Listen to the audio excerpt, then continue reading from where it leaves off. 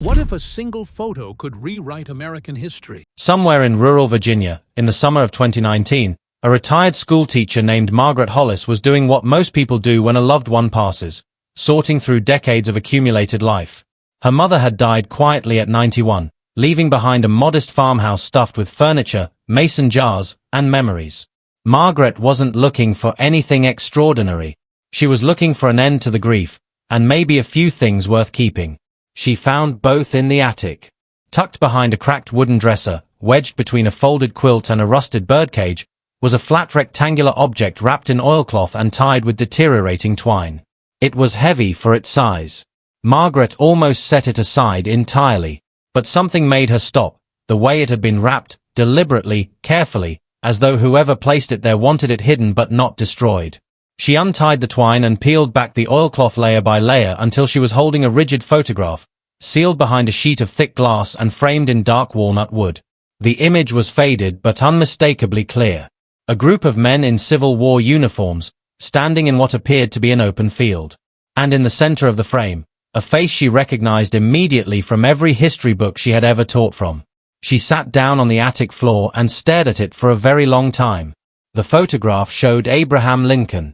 What happened next, over the following weeks and months as experts, historians, and imaging specialists descended on that modest farmhouse in Virginia, would quietly shake the world of Civil War scholarship in ways that are still being discussed today. Because the photograph wasn't just old. It wasn't just rare. When specialists began examining it under high-resolution equipment, they discovered details that no one could immediately explain. Details that rewrote, in small but profound ways, what we thought we knew about the final weeks of the Civil War and the man at the center of it all. Margaret contacted the local historical preservation office first, as anyone sensibly would. A field archivist named Daniel Firth drove out to the farmhouse within the week. He wore gloves when he lifted it. He didn't say much for the first several minutes, just held the photograph under a portable UV lamp he'd brought in his kit and moved it slowly, tilting it at different angles. Then he set it down, took off his glasses, and rubbed the bridge of his nose in a way that Margaret would later describe as the moment she knew this wasn't ordinary. Firth arranged for the photograph to be transported to the Virginia Museum of History and Culture in Richmond, where it underwent an initial round of conservation analysis. The results of that analysis were enough to bring in a second team, this one from the Smithsonian Institution's National Museum of American History, which is one of the most comprehensive collections of Civil War photographic materials in the world. What the Smithsonian team found when they examined the physical photograph confirmed what Firth had suspected under his UV lamp. The image had been produced using the wet plate collodion process, the dominant photographic method of the 1860s, in which a glass or metal plate was coated with light-sensitive chemicals and exposed while still wet. This was standard for the period. What was not standard was the condition of the image itself. After more than 150 years, the photograph retained a level of tonal clarity and fine detail that simply shouldn't have survived. Wet plate collodion images are notoriously fragile. They scratch. They flake. They cloud over with age. This one had done none of those things to any meaningful degree. Dr. Anita Reyes, a photographic conservator who joined the Smithsonian team, told colleagues at the time that the preservation was, in her words, inconsistent with any normal storage scenario. The oilcloth had helped, certainly, but oilcloth and a farmhouse attic over a century and a half should not have produced results like this. Something about the original development process, the specific chemical ratios, the fixing agent used, possibly even the glass itself, had created conditions for extraordinary longevity. That observation led to a deeper question. Who had made this photograph, and did they know what they were doing? The identity of the photographer took several months to piece together, and the answer, when it came, added another layer to an already remarkable story. Among the most celebrated photographers of the Civil War era was a man named Alexander Gardner, who had worked under Matthew Brady before striking out independently in 1863. Gardner is responsible for some of the most iconic images of the conflict, including the only known photographs of Lincoln taken in the final weeks of his life. Gardner was meticulous, technically gifted, and deeply aware of the historical weight of his work. He kept detailed records. Those records, held in part by the Library of Congress and in part by private collections, had been studied extensively by historians. But in the process of investigating the Virginia photograph, Dr. James Calloway, a Civil War photography historian at Georgetown University, went back through Gardner's known field journals and found a single entry that had been largely overlooked, not because it had been hidden, but because, out of context, it had seemed unremarkable. The entry, dated late March 1865, referenced a special commission. Gardner wrote, in his cramped and difficult handwriting, that he had been asked to produce one plate of record, to be kept private, not for publication or display, of the president and his officers in the field. He noted the request had come not through official channels but through a personal intermediary. He did not name the intermediary. He did not describe the location. He simply noted that the commission was fulfilled and that particular care was taken in the development, par instruction. Par instruction. Those two words became the center of significant discussion among the researchers. Someone had given Gardner specific guidance on how to develop this particular image. Someone wanted it to last. The question of who, and why, pulled the investigation in a direction no one had initially anticipated. The photograph itself, once fully digitized and enhanced using modern imaging software, revealed a scene of considerable historical interest. Lincoln stood slightly to the left of center, his posture characteristically upright despite his well-documented physical exhaustion in the final months of the war. He was thinner than in earlier photographs, noticeably so. His expression was not performative, not the careful neutrality of a formal portrait sitting. He appeared to be mid-conversation, his head turned slightly toward a figure on his right. Several of the uniformed men in the photograph were identified with confidence by Civil War historians who reviewed the enhanced image. Rank insignia, combined with physical characteristics and cross-referencing with other known photographs from the period, allowed for reasonable identifications of at least 4 officers whose presence near Lincoln's command circle in the spring of 1865 was historically documented. But there was one figure who could not be placed. He stood close to Lincoln, closer than the others, on Lincoln's immediate left. He was not in officer's dress. His uniform was that of a lower enlisted man, which made his proximity to the president immediately unusual. In the rigid social and military hierarchy of the Union Army, proximity to the commander-in-chief was governed by rank, protocol, and invitation. An enlisted man does not simply stand beside Abraham Lincoln. And yet there he was, clearly present, clearly intentional in his placement, and, most strikingly, clearly known to Lincoln. In the enhanced image, Lincoln's body language was relaxed in a way it was not with the officers on his right. He stood closer to this man. There was familiarity there. Who was he? The search for the unidentified figure in the photograph became, in many ways, the emotional center of the entire investigation. Dr. Calloway's team cross-referenced the man's physical description against pension records, muster rolls, and the service files held by the National Archives. It was painstaking work, made harder by the simple fact that Civil War records are notoriously incomplete. Hundreds of thousands of service files were destroyed in a catastrophic fire at the War Department building in 1973, and many records that survived exist in fragmentary form. What the team found, eventually, after months of searching, was not a definitive name but a trail of suggestive evidence that pointed toward a specific category of soldier.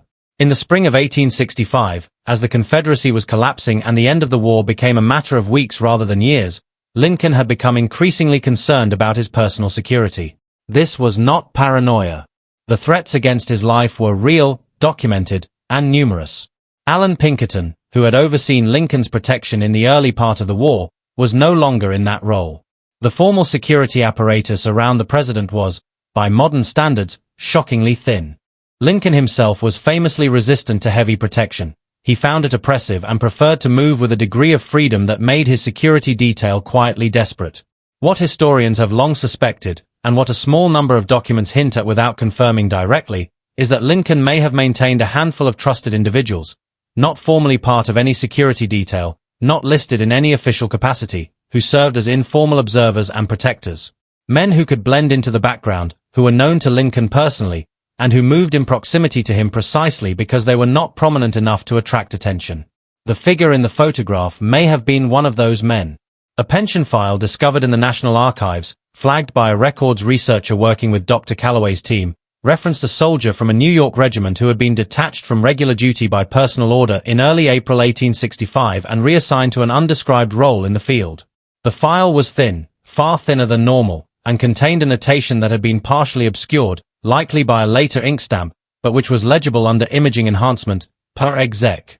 Request. Executive request. The soldier's name was listed as Thomas Hale. His status at the end of the war was recorded as fate unknown. Fate unknown. Not killed in action. Not discharged. Not deserted. Fate unknown, a designation so vague as to be almost meaningless, used in cases where the trail simply ended. Margaret Hollis, meanwhile, had been doing her own research. After the Smithsonian team had finished their initial analysis and the photograph had been digitized, she received a set of high-resolution prints for her personal records.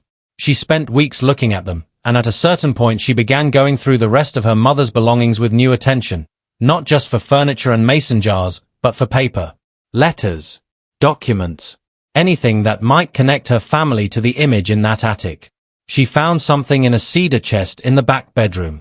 A bundle of letters, tied together with ribbon that had long since lost its color. Most were ordinary family correspondence, the kind of mundane record-keeping that families maintained before telephone calls replaced letters. But near the bottom of the bundle was a letter that was different from the others. It was written on heavier paper, folded in a distinctive way, and addressed in a handwriting that did not match the others in the bundle. Margaret, who had spent a career teaching children to read and had retained a sharp eye for language, read that letter slowly and then read it again. She did not contact the Historical Society immediately. She sat with it for 2 days. Then she drove it to Richmond herself, walked into the museum, and asked to speak with the director. The letter was not signed with a full name. But its contents, the specific details it contained, the events it referenced, the particular and unmistakable voice of its author, left the examining historians in a state of considerable agitation. Dr. Calloway, when he was given access to the letter and had spent an hour with it, reportedly left the examination room and stood in the hallway for several minutes without speaking. The letter was, in the judgment of the historians who reviewed it, almost certainly written by Abraham Lincoln. It was addressed to a man referred to only by first name, a man Lincoln described as one of the few people in whom he placed complete trust. It spoke of the approaching end of the war not with triumph but with apprehension.